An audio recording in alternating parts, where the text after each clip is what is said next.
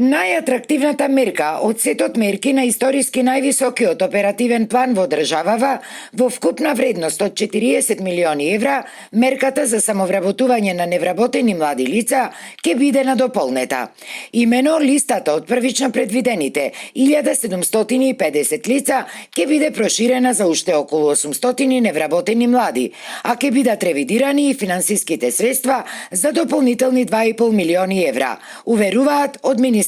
за економија и труд. Имавме 6.000 се извинувам, пријави и апликации, поради тоа беше голема потребата да се направи ревизија на финансиските средства на оперативниот план, со што се обезбедија дополнителни 5 милиони евра од истиот за ова мерка самовработување и со дополнителни средства од ребалансот на буџетот на владата на Република Македонија беа обезбедени и дополнителни 2,5 милиони евра или вкупно 7,5 милиони евра со кои ќе биде поддржана ова најатрактивна мерка и мислам дека бројката од 1750 ќе биде покачена на околу 2,5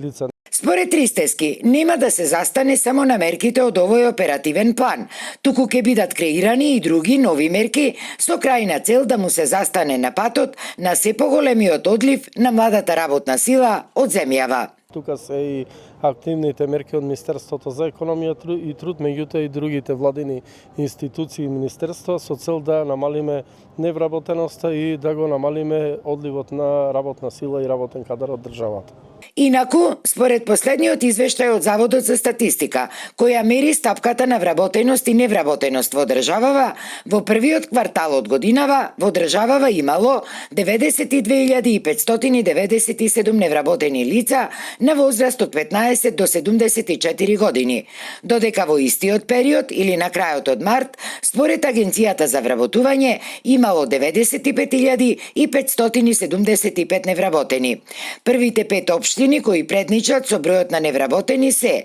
град Скопје, Тетово, Куманово, Гостивар и Прилеп. Според владата, годинава треба да заврши со намалена стапка на невработеност на ниво од 11,1%.